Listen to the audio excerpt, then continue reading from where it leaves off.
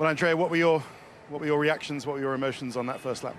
Well, the reaction is that we are disappointed that we didn't have the possibility to race today. The first corner incident took both cars out of the race. It's surprising that, like some drivers with a lot of experience don't act with just more prudence. Just more prudence, go through the first corner, make sure you don't damage competitors and then carry on. So overall disappointed, but we take it on the chin.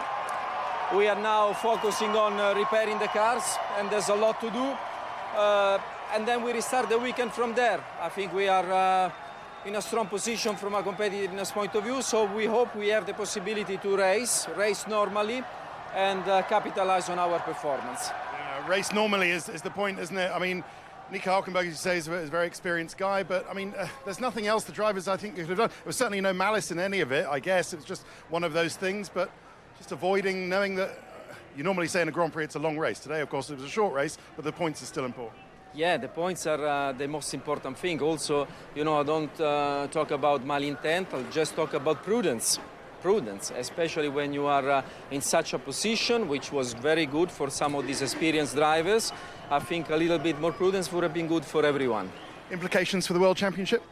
I think, like the implication is what the mathematics says. We have lost 8 points with both drivers, but we focus on ourselves. We know that if we can race and race normally, we have a very competitive car, 2 very strong drivers, and I think the score is going to take care of themselves. So we just look forward to just some normal racing. Thank you very much. We'll see you later.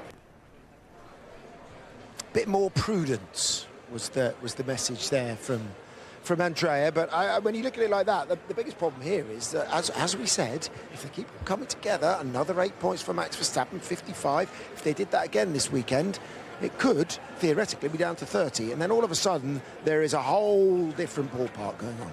Yeah, game, well, not park. Max has closed up 41 points on the lead in the last 3 races.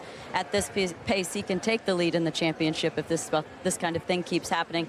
I think what I'd like to see from McLaren is probably just, look, I feel like they're known as being a team with no rules, no first-place driver, kind of go at it, but it just sure seems like there's a lot of them.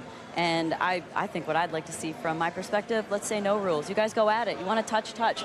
A lot of these things self-police themselves within.